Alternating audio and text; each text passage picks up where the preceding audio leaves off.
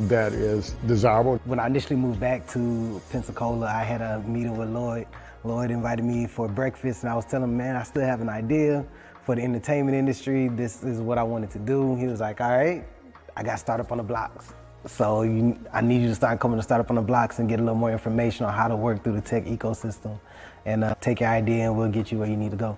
My company is called The Know, is an app that is streamlining business for the entertainment industry. Yeah, so if you're a musician, what you would do is pretty much jump on the platform, you'll create a profile, but the way we created the profile is pretty much a cleaner way. So now if they want more information about you, you'll connect your social media platforms, your streaming platforms, and that way they can go directly to it. What we also have included is your calendar. So pretty much you can set your days, you can set your price for your days and automate your booking. So initially talking to Lloyd, my idea was all here, it was there, it was over here, it was over there. It was like, all right, Quinn, I get it. You got a lot that you want to do, but we need you to bring it in just a little bit and then work on your pitch, your story, and how you're going to bring it full circle to get people to understand what you're trying to create. Most of the programs here wasn't inclusive, and so we said we'll focus on helping founders of color. We also start at the beginning of the thing, at the idea stage, whereas a lot of the programs you see here locally, they start after you're up, and that's not very efficient unless if you don't have a lot of money, you can't recover from your mistakes. And the lean startup system, it actually helps you make mistakes faster before you spend a lot of money. You don't actually start building anything until you got customer buy-in. There was a need for small businesses to bring brand awareness to their business. I see there's a lot of makers and bakers that they're making all of these goodies and these products, but they can't market it, they can't sell it at the same time, and there needs to be kind of like that middleman, that middle person to help bring economic growth to some of the small businesses in Pensacola. So Taste of Pensacola, I came up with that idea during the pandemic when I saw things at that time that Amazon couldn't fulfill. They didn't even have those products, but the local people in the community, they did. And so there was a ton of people coming out saying, hey, I make masks. I'm like, wow, this is amazing. All the local people here that are just as talented that can actually make those products. And so I wanted to kind of showcase who they were. So with Taste of Pensacola, our income streams, we have several of them. We have the corporate America, we do corporate gifting, just regular consumers, different Pensacola natives that don't live here that want to purchase our boxes, like a taste of weddings, distribution. So we also do bulk sales. So for a private airline, if they want some local snacks and goodies on their passenger flights, they will come to Taste of Pensacola and we will source their vendors here locally, and we'll give a small business owner an opportunity to have reoccurring monthly sales. I've always had a really big vision for Taste of Pensacola. I knew that it could go beyond just local. I know that maybe other communities could possibly use the same platform that I'm trying to build. And I always have these big visions, but I never know how to even get there. Where do I start? I know it's more than, there's a lot of technical things behind it. I know there's a lot of research, but that connection, I never had it until, thankfully, I met and was introduced to Startups on the Blocks and was able to just learn more about how to grow it in terms of data. Things I just never thought about, framework, words like traction. There's a lot of things that I just did not know about and language that I need to know in order to get funding for my business. There's just a lot that I didn't know. I would go to the stores and look online. They didn't have a wide variety of natural hair products about 8 years ago. And the ones that they did have, the ingredients, it would say that they were all natural. And when I would research the ingredients, a lot of the ingredients were not natural.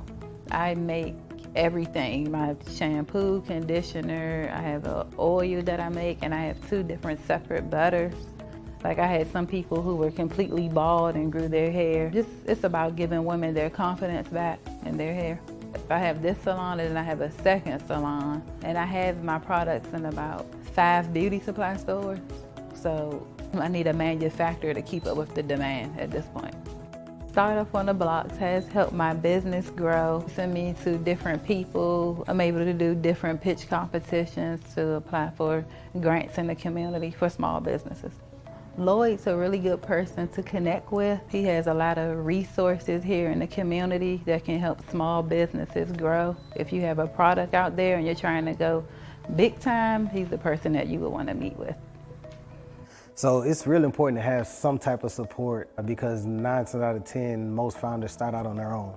And to have somebody that has an idea of how the ecosystem works and is able to tap into other resources and bring back to the community, and that pretty much has encountered some of the roadblocks or going through the same roadblocks that we're currently going through and understands where you're at, your culture and how you respond to things, is a big help, because you don't really have too many people that have access to what we have access to here in the community. And a lot of people believe that you have to leave and go to bigger cities to do the things that we're doing here. But I mean, it's one thing to have exposure, but you have to actually know it's here in the community in order to take advantage of the resources. So I get approached and I talk to friends all the time that wants to either start an idea or hear that I'm actually doing the app and wants to know more information about how are you doing it, or what's the process, what's the path. I'm like, man, we have somebody here, Startup on the Blocks, Lloyd Richard. And Lloyd is here, he's a great resource to the community and to founders that's trying to learn the ecosystem. So join Startup on the Blocks. Hey, what's going on there? Hey, Welcome to Startup on the Blocks. Glad to have you here, Sabrina. thank you so much for the opportunity. Fantastic.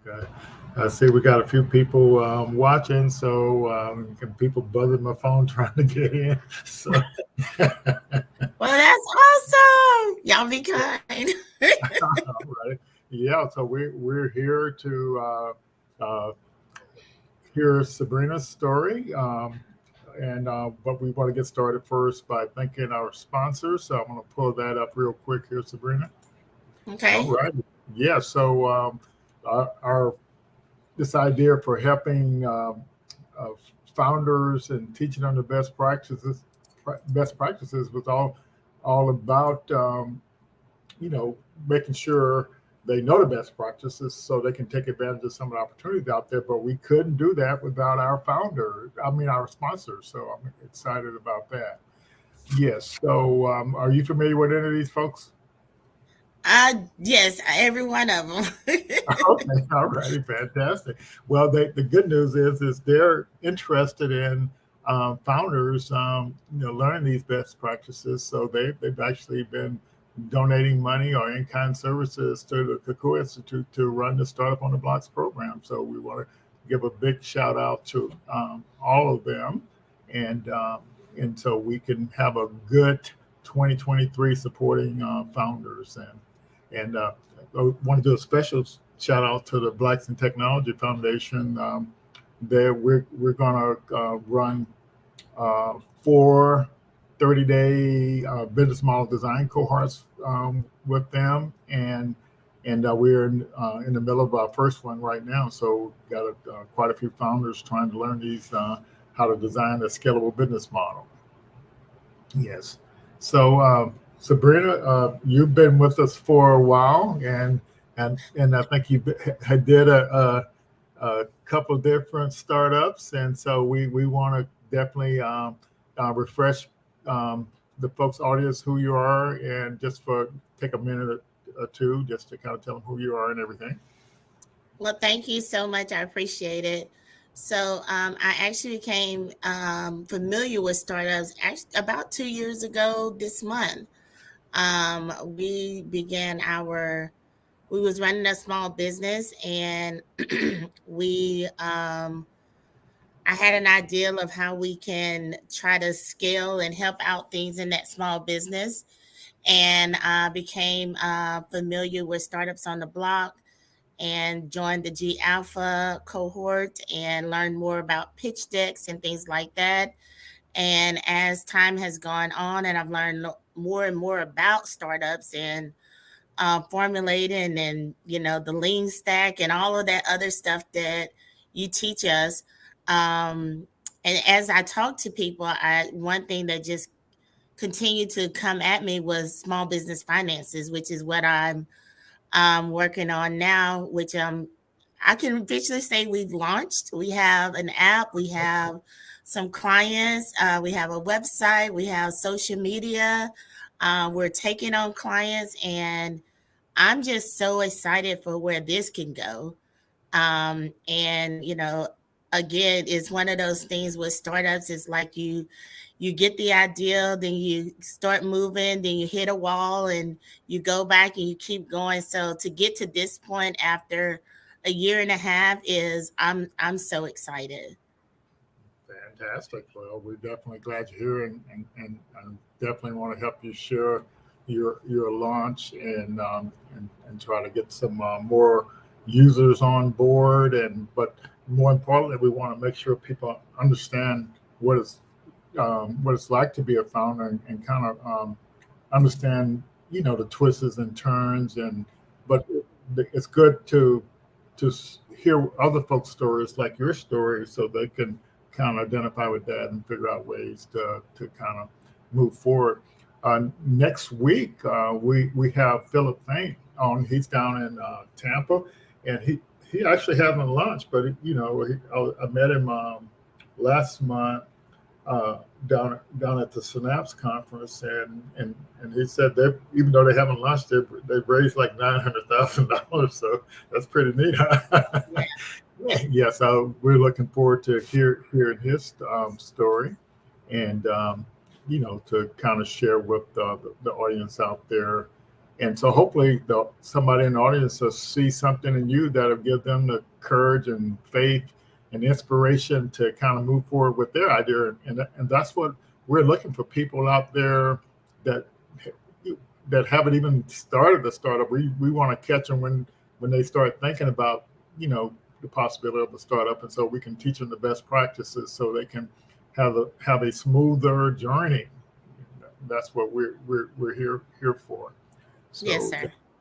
Yeah, that's just, so how would you characterize your journey so far? So it's funny because when you say that, because of course when you have your idea and as you go through the process with Lean Stack and looking at startup science and some of the other tools that's available, it helps you because I think you start with this kind of big picture idea, and it really and truly it helps you to kind of funnel it down and narrow it down and really get a concise message out there as to what it is you want to do. So honestly, what my idea was when I started, to me, it doesn't look like what we actually have, but I feel like what we have is so much more powerful because we're continuing to go through the process. And of course, there's all these iterations as you get feedback from your clients and from your early adopters, and you continue to go back and tweak it in order to make it a product that people need and they want to pay for, and that's going to serve a purpose. Okay, fantastic. Yeah, I can't believe it's actually been a couple of years since we started, kind of working with you to kind of help you move forward there. But yeah, we definitely want to talk about that a little bit. So Mhm. so we can just kind of dispel all those myths about, because even over those 2 years, you haven't you kept your regular work job you had, but you've been working on this design of these business models, on the side, just part time. You didn't have to quit your job or anything to come up with this new business model. Right, exactly. Because it is something I feel like you're constantly going back. For me, I was constantly going back to the drawing board in order to, I would get some input and then come back and, work on it to try to get it to where it was a product that looks like what we have today. And I even think, 6 or 7 months from now, it'll probably look a little bit different as you gain clientele and you gain some more insight into things. Because as we all know, technology is ever changing. And so, but at the core of what we do, I did feel like there is a complete need of it. But as technology advances, we'll have to be agile in order to meet those demands and to keep up with the times. Right, fantastic. I want to go through a couple more slides, but this particular kickoff event is happening next week, I guess. The CEO program and this next iteration of that is going to be for empowering Black women, and but men can also join in the cohort, and it's a 10-week cohort, but they're going to have their informational meeting on the 14th of next week. So be sure to keep out that this is going to be the last free cohort for that. And um, so it should be a good thing. Just want to keep folks aware that that's an opportunity to get some more training. Yeah, and I think cohorts are so, like, for me, even the one that we just finished with Startups on the Block with the founders of Colors, being into a kind of like this kind of insulated area where that's where you're focused on, I it has helped me to hone my skills, hone my ideas, and to really develop. So even though there's a launch per se, I'm still looking for cohorts that I could join in order to further the business, further my knowledge when it comes to startups, and also be able to continue to produce a product that I have a audience for. Gotcha. Yeah, I'm glad you can hear me all right. Lord, you just told me my camera was frozen. I'm not sure Yeah, what. you're frozen, but I can hear you just fine. Oh, but that's really good, and I'm doing a local recording too, so that should actually help out some Okay. for the replay, and so the so I want to go ahead and get through this, so maybe I can work on my camera a little bit. So basically, so we use this roadmap. This is actually a traction roadmap chart, and so you starting off with some traction, but the so one of the things I want to make sure the audience understand is this curve here is actually modeling your traction, and so when you do your traction roadmap, it's the thing that's going to actually help you, um, uh, you know, predict the number of customers you're going to have in the future. And so the traction is the thing that actually leads to the income, and so Right. the money. And so that traction roadmap, you definitely want to focus on that and use that information in that traction roadmap to actually um, um, so you can know what milestone you need to meet each month in order to make your goal. And so definitely leverage that too on your journey. So I guess my guess is you're in this problem solution phase right here. Yeah, so I would definitely say I'm there.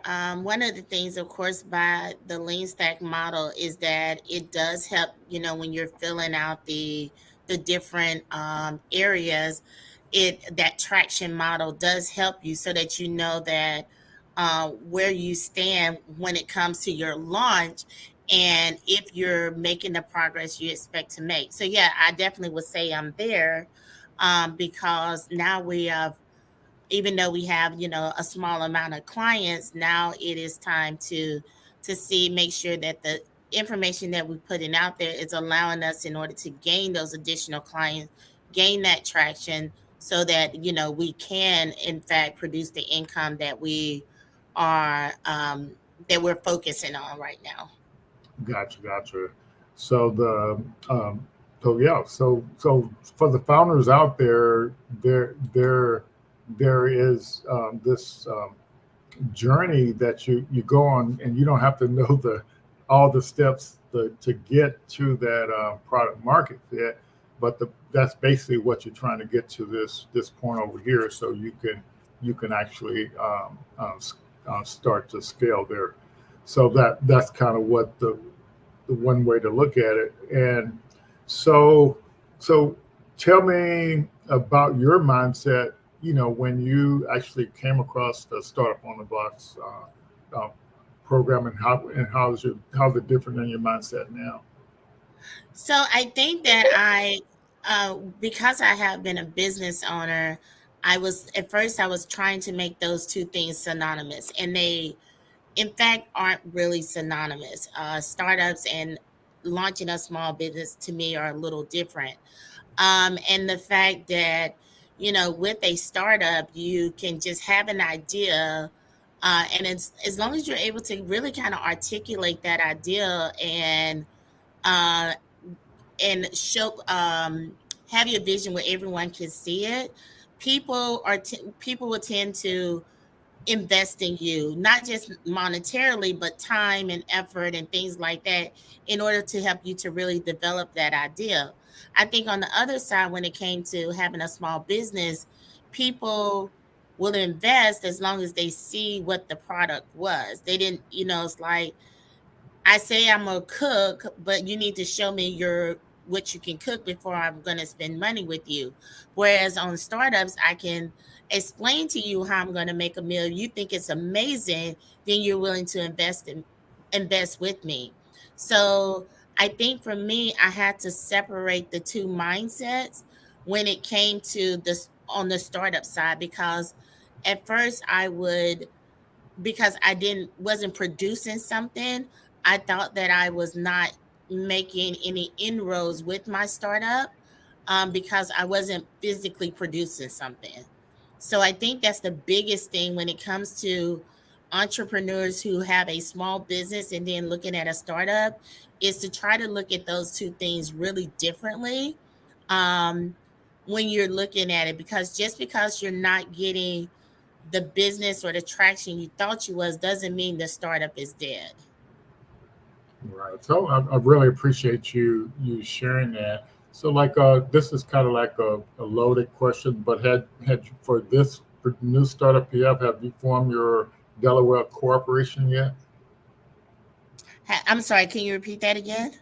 Have you formed your Delaware corporation yet? So I formed my corporation with the state of Florida, Okay. my LLC and things like that.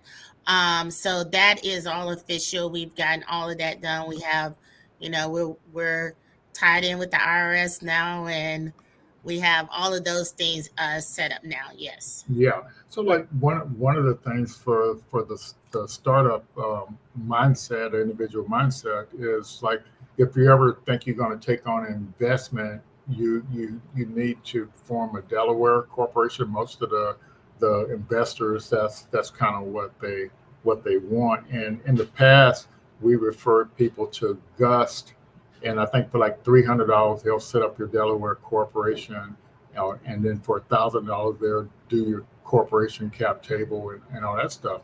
But the guest we had on 2 or 3 weeks ago, Isan, he joined the Microsoft for Startups program, and one of the benefits in there, they will actually form your Delaware corporation for you, Okay.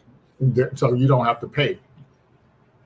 So Okay. that's an example. And the reason why I brought that up is because I want to contrast that with a Main Street business like like your Savage thing and a junk removal business. And so, can you imagine somebody actually uh, for that Main Street business paying for you to get your all incorporated or whatever? And here you got a startup, and one of the benefits is that at the idea stage they'll actually help, they'll actually pay for it. Right. Exactly.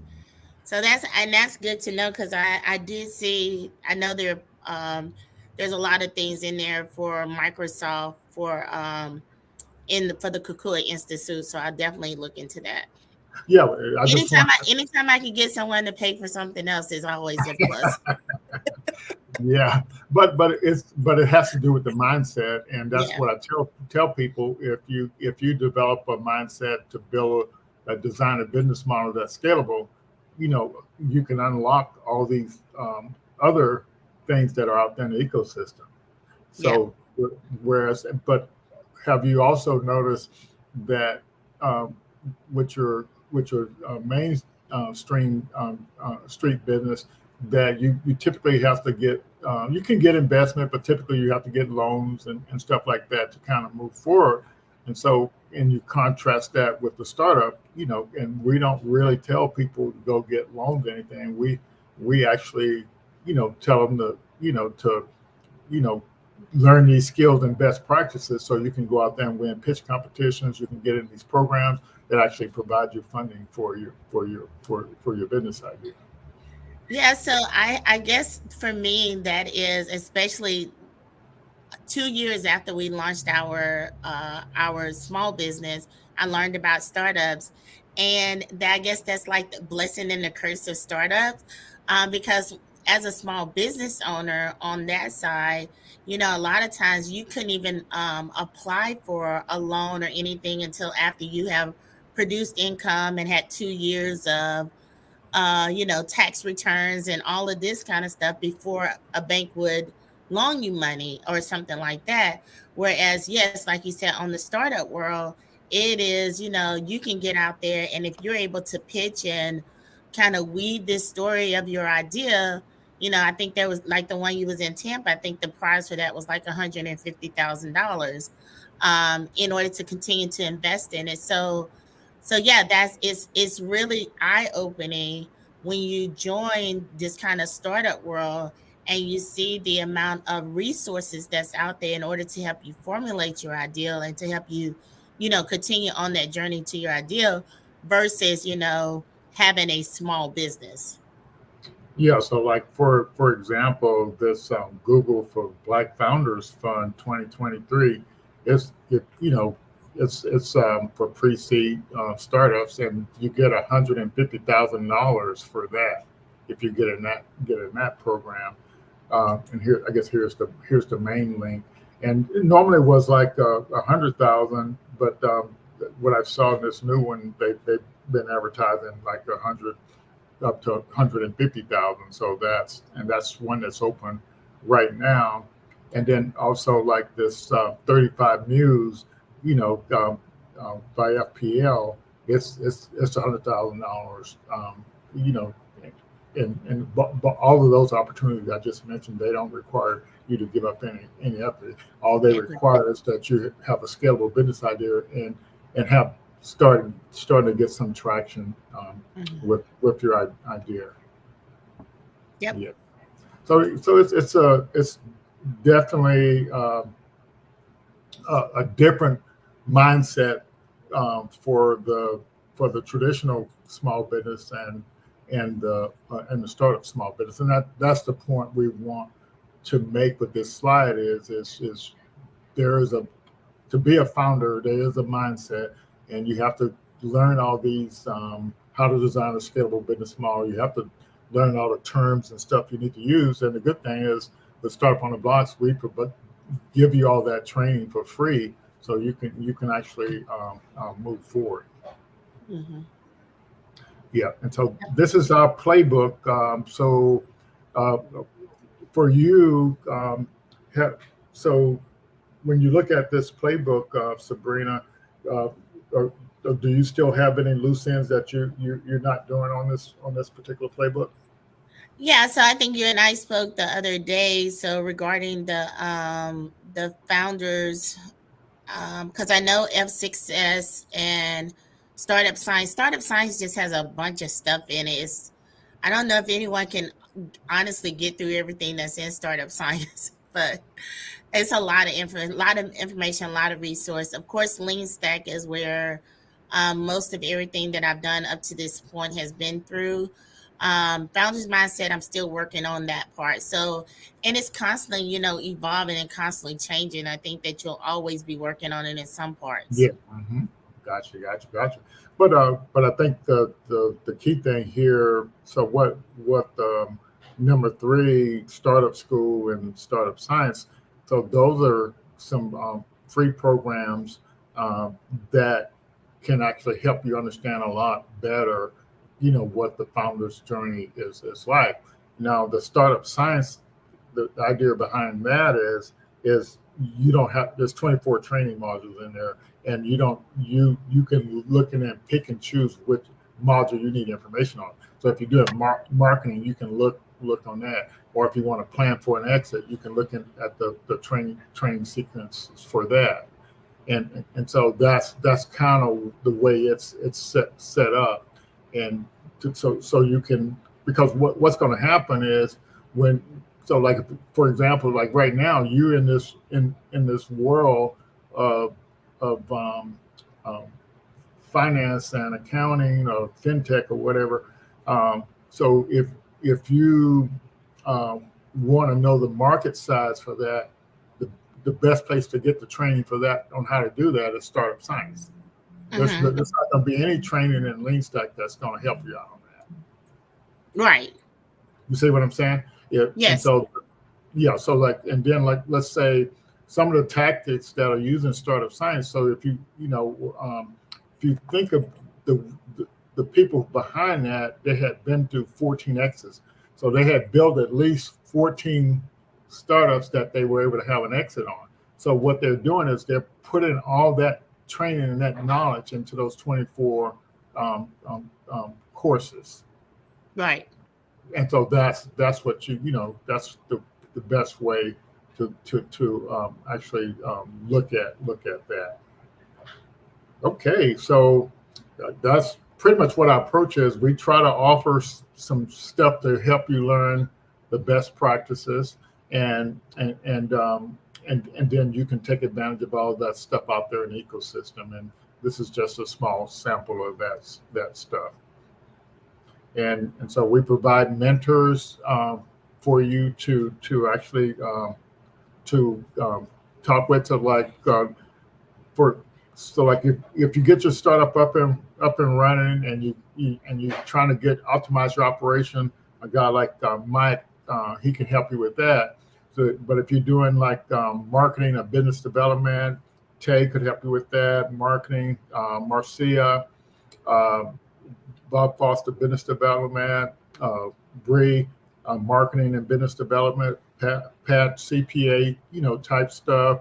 Jabril, Mm-hmm. he's always been through several startups, and so he could definitely help you with that. Dee, she's an excellent project manager. I guess I better turn this mouse off. It's like all over the place here. Yeah. I don't know. I hope that doesn't show up on the camera there, but I'm at have a slightly different setup for today. But anyway, Rodney, he's an accountant. Lewis, he's on several McDonald's franchises, and Mm-hmm. he's a finance expert.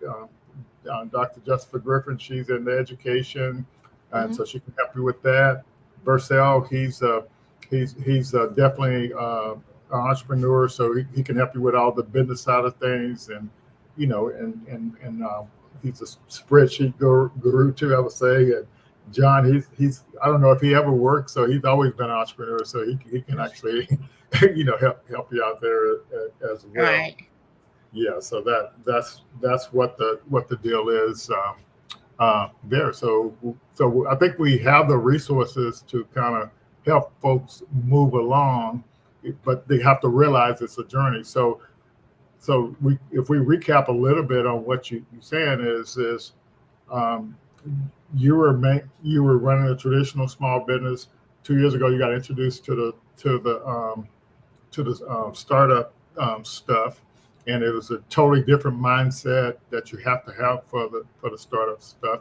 You experimented with some ideas, and here you settled on this particular idea. And so I'll give you a chance to tell what that idea is, or what your business day is.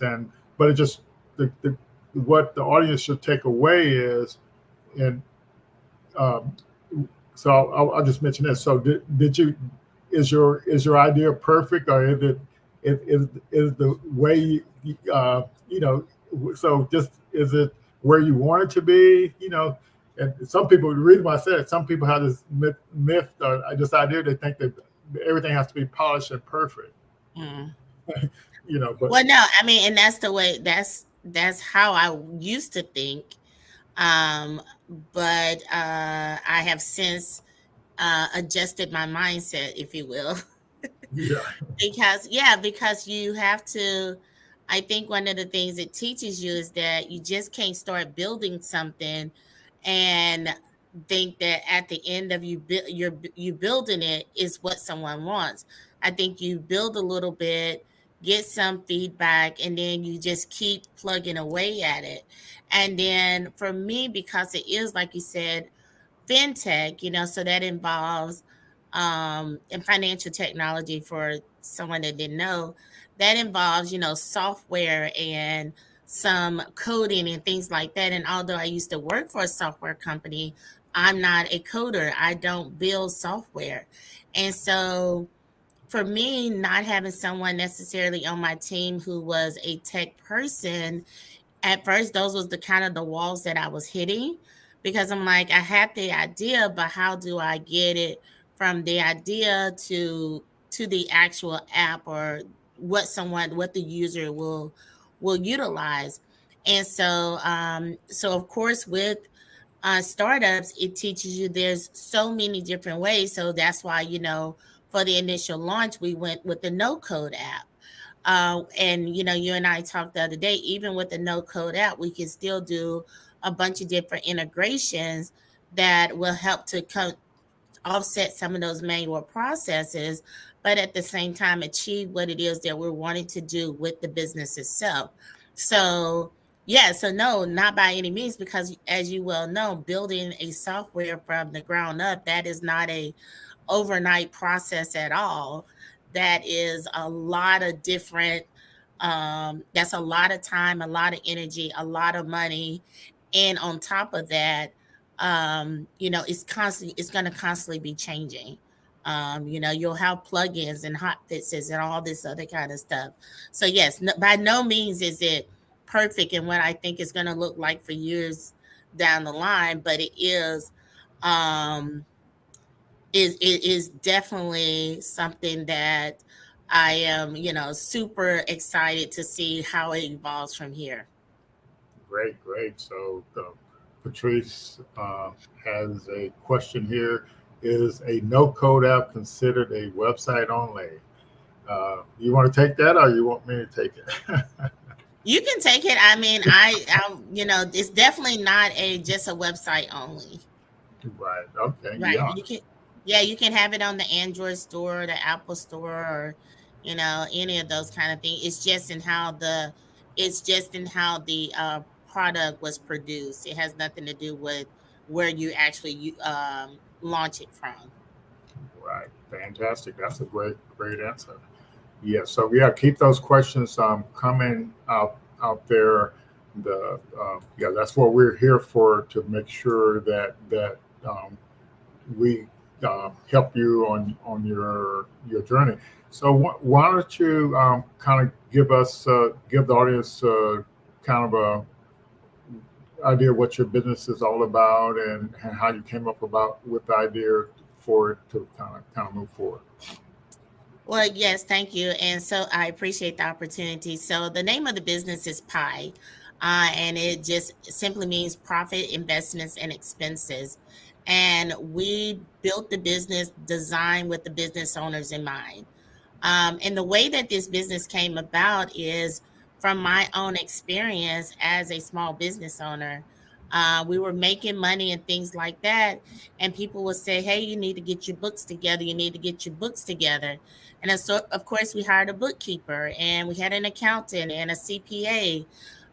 But we felt like that there was a gap in when we was receiving numbers, because I feel like a lot of times small business owners kind of are waiting until the end of the month when they're getting their numbers from the bookkeeper to determine, hey, what was my profit, or how did my numbers look?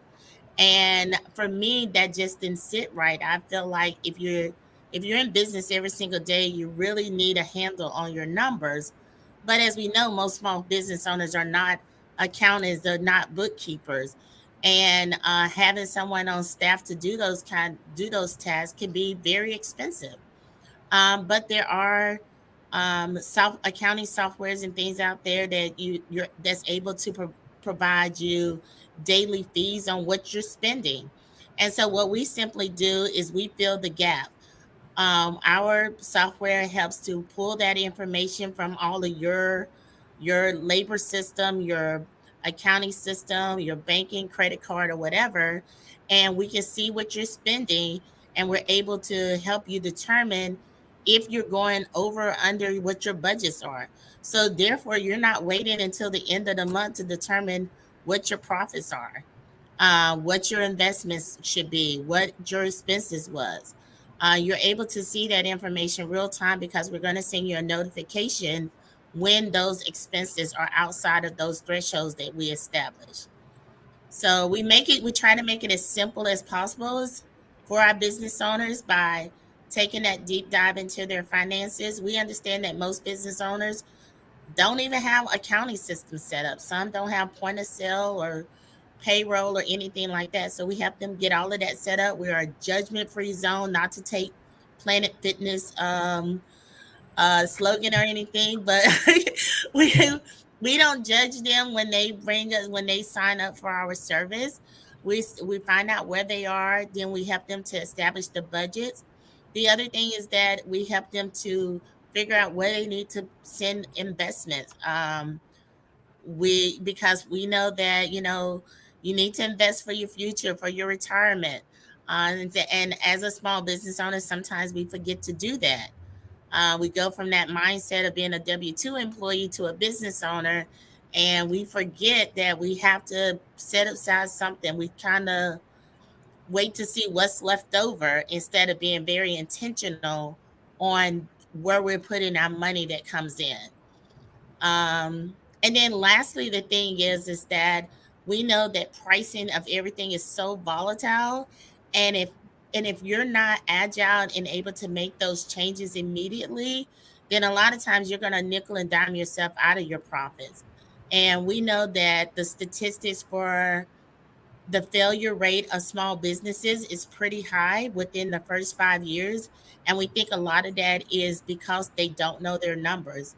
So with Pi, that's what we're designed to do, is to help them on a day-to-day basis know what their numbers are, to be able to help them to achieve like success in their business. So that's Fantastic. exactly what we're here for, helping them to save, set aside money for savings, for emergencies, for their investments, take care of their cash flow, all of those things. And we think it all boils down to knowing what your numbers are and being able to. So we're going to take that data and make it so, and we're going to provide you insight into your data in a way that is just kind of common sense for any business owner. Okay, fantastic. That's really neat. And so, what what was your so were when you came up with this idea for this? So you got the idea. So just tell us, the audience, the process you used to come up with the business model for it, and Right. So one of the things is that what we're not trying to do is replace any bookkeeper, any accountant. We actually work with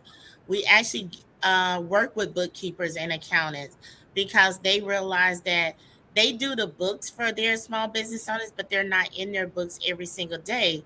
So sometimes they're not able to provide them the insight that they need. So one of the things is that we work with bookkeepers, accountants. We work with accounting software. If they already have something established, that's great. If not, we have them get it established. We work with financial advisors because some people find it intimidating to even talk to a financial advisor because they're like, I don't have $30,000 to start investing. And we're just like, just start somewhere. So we yeah, try to make that process very user friendly, if you will, in order to for the business owner. So okay, in our business model, we have set it up so that we try to make the monthly fee, or whether they want to pay annually, very affordable, because our target market is small businesses. Large businesses, they have analysts and things like that, which is why they're always constantly, updating their pricing and things like that in order to make sure they stay profitable. We need that for the small business community as well. So our revenue stems mainly from the subscriptions, from the business owners and paying for the service, um, just paying for the data analytics itself. Then we can add on bookkeeping service if they need it. We can set them up to talk to a tax professional once a quarter. They can have a dedicated, just depending on which tier that they decide works for them. gotcha. So I guess I'll ask that question in a different way. So when you got the idea, did you go out and do a business plan, a 30-page business plan? I did not do a 30-page business plan, but it was a 2-page business plan. Um, but so in looking at the different ways that we can bring in revenue, of course, working with being referral partners with the county software, Mhm. that is one. Also with the if we're setting up point of sale systems and things like that, there's other streams of revenue that we can bring in as well, in addition to some opportunities for marketing. Yeah. But at the cusp of what we do, it is the subscription based model, Right. which is why we offer like a, either 60 or 90-day money back guarantee. We don't offer a free trial period because to set it up, there is some cost. We utilize our own system to say, hey, you can't start giving away your service and start working because then you're going to be in the red to begin with. Hmm. So because we have to do some implementation, there is some legwork. So businesses pay and then we start the process. Right. It's pretty straightforward. Um, but yeah, so Gotcha. our business model is based on that and understanding that, we are going to provide them with some services up front once they pay. Yeah, so I guess what I'm getting at is in the startup world, you do a lean canvas as your one-page business plan to kind of whenever you get this idea. And I was looking at one of the founders in the Blacks in Technology Idea Accelerator, and he had like maybe like six different one-page business plan because he's trying to explore all the different approaches to actually implementing, the going forward, and doing a traction roadmap on.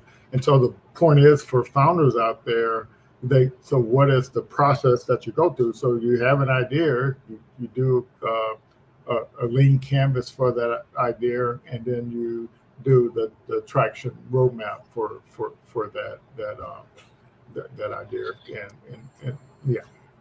Yeah, okay, so I'm sorry. So maybe I did. So yeah, so we did explore some other different business models such as freemium or Yeah. some kind of free trial and things like that. But one of the things again, kind of being in the mindset of a business owner, and honestly, what it is we do at the core of Pi, we didn't want to start giving away something without it taking in any revenue. So where Right. we kind of leave ourselves in the red to begin with. So we Yeah. thought the subscription model with the money back guarantee was the best business model for us. Yeah, yeah, that's fantastic, and yeah, so that's all we're doing is, and that's why explaining your approach, it helps other folks learn an approach when they have an idea what they can do, how they can leverage the stuff we have here with Startup on the Blocks to kind of move forward, and that's Yeah, yeah. because that is one of the yes, because that is one of the things you go through. Like, how are you going to start, like, basically launch your business with the revenue? And so we looked at kind of all of those things and decided this would be the best approach for us. Fantastic, Mhm. fantastic. So who's in charge of all that?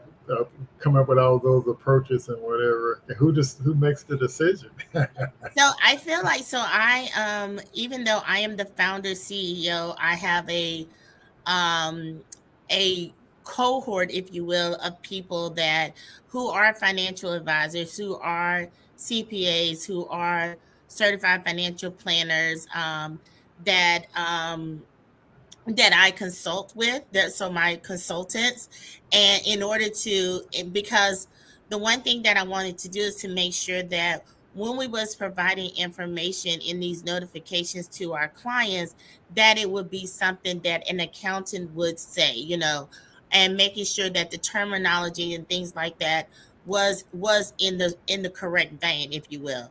And then they also helped me to determine, like, what are the things we should be looking at when it comes to numbers. So that's why we settled on looking at percentages and not dollar amounts and things like that. So even though I'm the CEO founder, I do have consultants that help me with this. So therefore, when a client sign up for a bookkeeping service, we're able to get that set up through our consultants. Yes, that's fantastic. Fantastic. So, yeah, I think it's so. Folks in the audience, let us know if you got any questions. So, was there anything tough for you to figure out? Or did you just decide to try something, or so? No, believe me, it's all to me. Honestly, it's all tough Okay. because and you get a breakthrough. Sometimes the breakthrough comes at 2 o'clock in the morning in your dreams, and especially when you're so invested into it, you're constantly thinking about it, and sometimes people around you is like, "Are you talking about pie again?" So because I'm but it's really is because number one, just being a small business owner and knowing that we were making a lot of money, but it was one of those things where we was asking ourselves, where did the money go? And so I thought it was just us, but as I talked with more and more business owners, I was like, it's a lot of people in the same boat, but I feel like there's this stigma around talking about it and asking for help. Say, I really don't know what my numbers are. I don't know what my book should look like. And so I wanted to take that away. So it is hard sometimes to just have the conversation with people to say, look, I understand you might be struggling, but we can help you with that, and you don't have to. Or and also just kind of the mindset, because sometimes people tell you when you go in business for yourself, be prepared to not to make any money, and that's like, why would you do that? So I feel like we can build all of that into it, and we can budget. So, but we have to be upfront about what it is that we need. The other thing, I think the hard part is because it is small business owners, we're really passionate about our clients. Hmm. And I think the biggest thing is that sometimes they don't want to raise prices.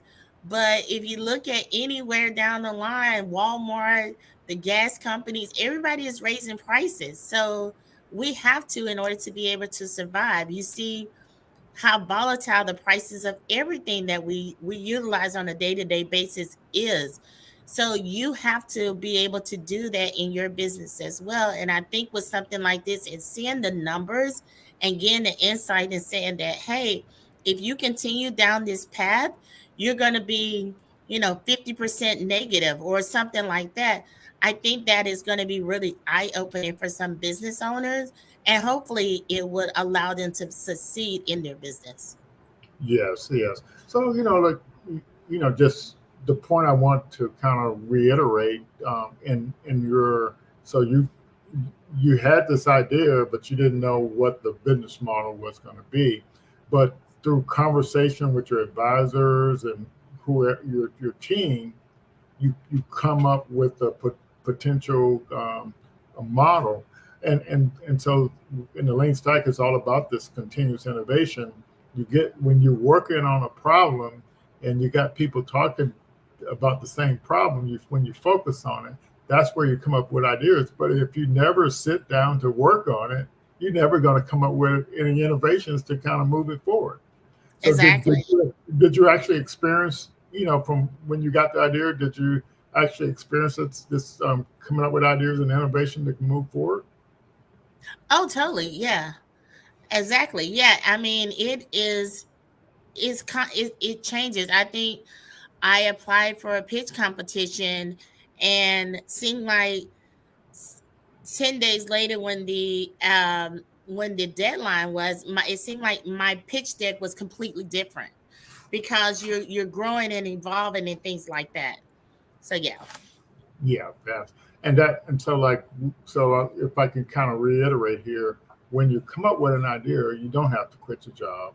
When you're working No. on your startup, you can work on it part time, and it doesn't take as much time as people actually think to keep working on and figuring out, some ways to kind of move forward. I think that's the lesson we want to people to learn out in the audience. But the other thing, I think when you and I first met and started talking about startups, one of the things that I told you and I told some of the other folks is, I did target current business owners because I know business owners experience problems, they saw problems that were going on. I say, take those problems that you see, turn that into a startup. That's exactly that's exactly what resonates with me. Because I remember our very first conversation. That's exactly what you said. You was like, "No, think about how it can be duplicated to help the industry or to help, a large number of people, not just your business itself." Because I Mhm. think sometimes when we think of expansion in our business, we think of more locations, bigger areas that we service, not necessarily how can we kind of, give something new to the industry itself or you know, to others that's kind of dealing with the same thing. When if everybody's having the pain point, then maybe there's an idea there that you can solve. That's exactly right. And what you're doing kind of reminds me of this. I think this other lady out of Louisiana, New Orleans, or somewhere. She did something similar for not the same thing, but something the same idea with nonprofits. Nonprofits have issues, so what she decided to do was create a platform to support nonprofits, in everything they need from getting their 501(c) to bookkeeping, all this stuff. So she created this platform, and that's what it's all about. In your case, so when you're pitching, or even when you're writing down an application for a pitch competition or to get in an accelerator program, you actually own this problem because you experienced it, and other business owners experienced the problem. Yeah. Oh yeah, definitely.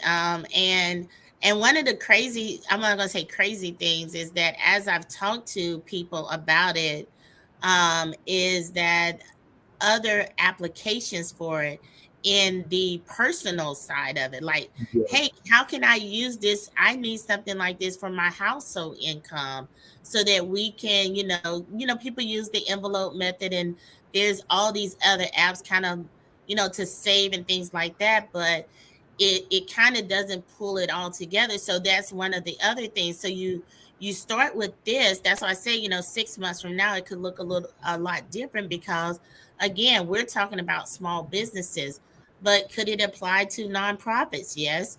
Could it apply to on the consumer level? Yes, possibly. So, and I think that's one of the great things about the startups and just in the ecosystem is how you can take it and it starts somewhere, but then it balloons into something else entirely different. Yes, that's exactly right. So what would you recommend for other business owners or people that have jobs out there? What would you recommend them as far as kind of you know the approach for getting into the startup world? So what I would definitely recommend is don't stop. If you have an idea and you feel really passionate about it, don't stop. Even if, like you said, someone else kind of had a similar idea, like even if somebody else has something similar, if you feel like you're bringing something new and fresh to the table, do that. Um, because you just never know. I mean, I think the worst thing we can do is to give up on ourselves. And then if you see that, hey, if you need to pivot or anything like that, do so. I started out with one idea for a whole different industry, and now I'm here. And just because you may not necessarily have experience, like I'm not a coder, but I'm working on a financial technology company. Um, there's so many resources out there to help you that if you ask, believe me, someone is willing to help. But you have to be able to continue just to keep pushing, keep striving. And it does get frustrating. Sometimes it is lonely, especially when you're trying to do something new. It can get lonely because other people don't understand it.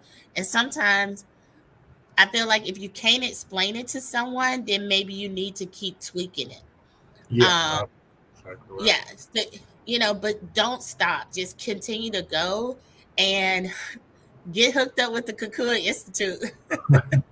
Yeah, with Startup on the Blocks, yeah, we definitely want to get more black and brown founders out there learning this stuff. So, like, I want to mention this one point. So, with what you've learned about designing business models and stuff like that, do you think you potentially could go back to that original idea you had, about using AI and coming up with quotes, because you now know a lot better the process for designing a business model? I mean, not to be facetious or anything, I think I could do anything at this point.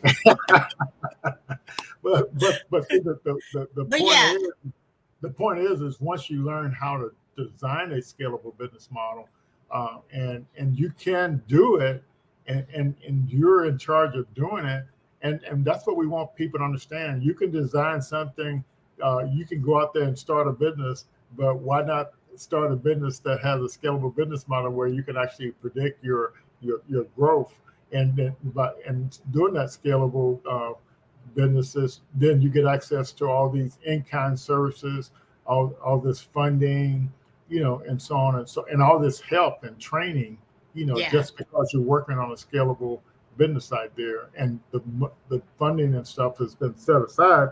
But one of the things we found, with the Startup on the Blocks program, and like you said, it's kind of hard to believe we've been out here consistently since 3.5 years, 2.5 years now, going on 3 years.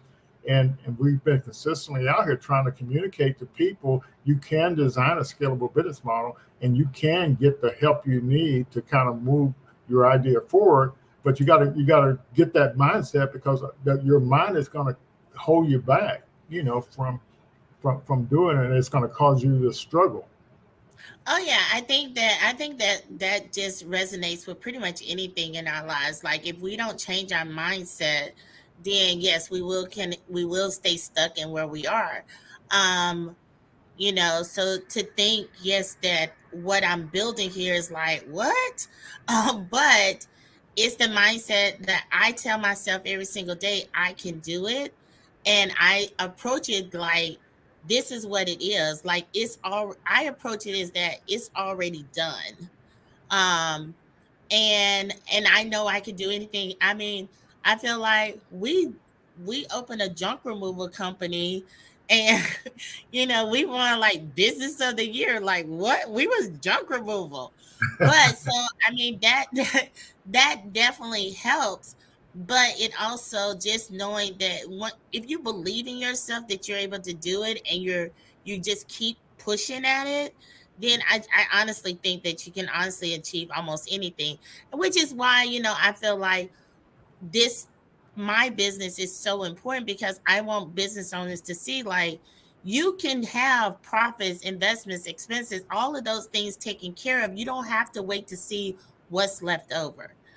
Because there's business out there that's succeeding, and we definitely need that mindset. And I think that we know the numbers when it comes to what um founders of colors get from venture capitalists and things like that. But I don't think that should discourage us from not continuing to be part of the startup world.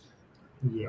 So, like, one of the on that same point is that one thing I noticed, in the startup during the startup world, a lot of those applications that you fill out for free stuff, you know, if they you don't really have to see anybody. You just have to provide evidence that you're working on something, and Hmm. it's literally, that's kind of what the approach is. But when it comes time to actually getting the big funding to scale, once you get that product market fit, it will be a challenge getting funding. But at least you're going to have the evidence, that know what you're talking about, and because you're taking advantage of the training that you can communicate to potential investors, what you need. But the thing that communicates to investors more than anything else, is that traction, and Hmm.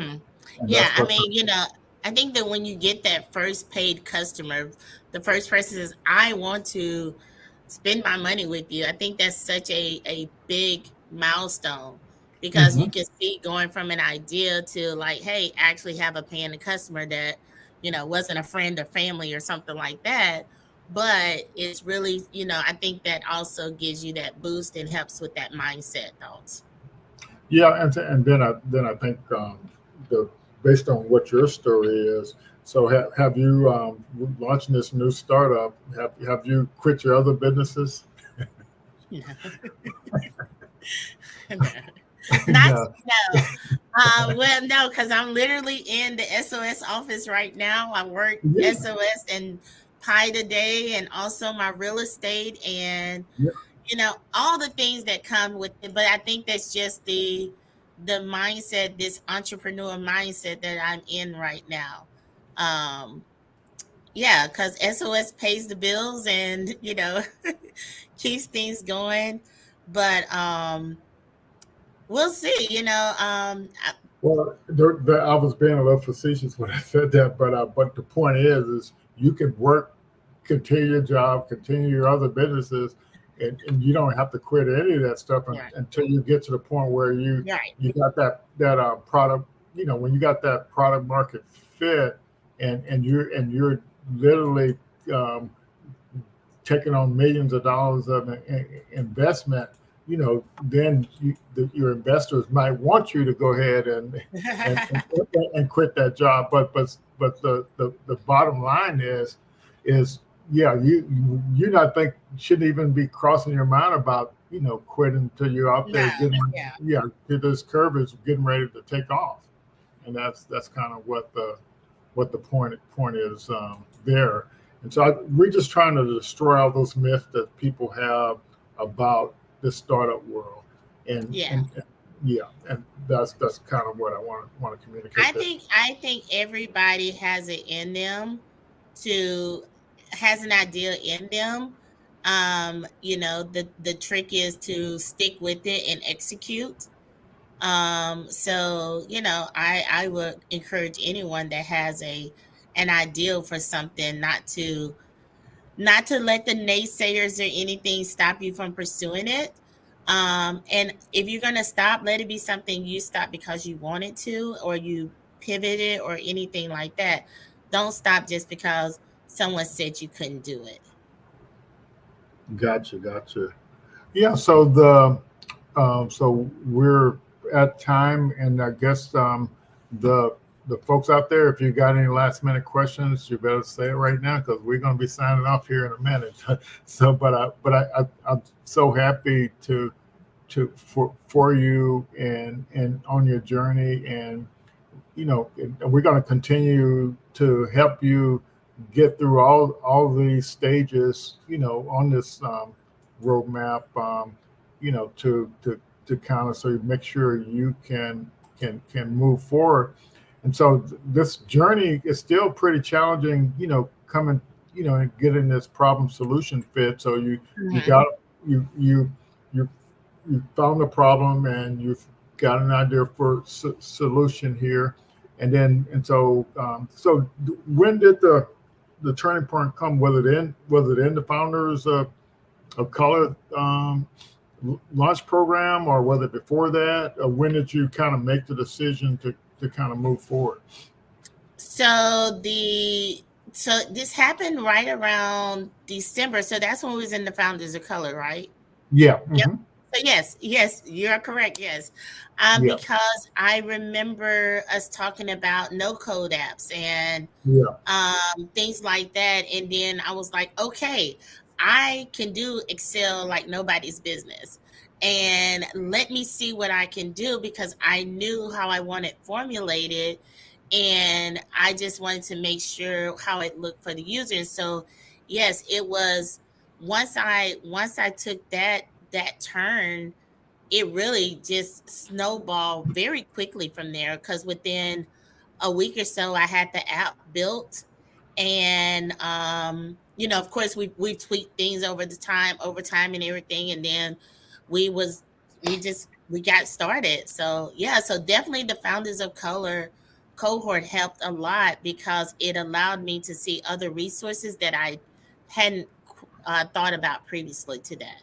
Yeah, and I think that's why I say you have to participate. If you don't participate, you don't get the information, you don't get the ideas, and I so I'm glad you decided to stick in there and finally heard something that kind of help you move forward, and everything. And I see you got some family out here cheering you on. Yeah. but Well, but the bottom, like I said, you gotta have those people in your corner. yeah, That's always very helpful. gotcha. All Yeah. righty, so um, so see, Lord Junior wrote you something in the private chat. There. Okay. Okay. But the deal is, we're happy for you, and we're really here to help founders out there to make their own story, to kind of move forward. All Well, righty. thank you again. I appreciate everything that you do, and weekend, day out. So thank you so much. I appreciate it. Thank you. All righty. We'll see you all next week. Y'all take care and have Yay! a good week. Bye. Bye bye. Everybody's showing these last comments, so we'll Oh, yay. Good job. Good seeing everybody. all right. So Thank you. fantastic. All righty. Bye bye, everyone. Bye.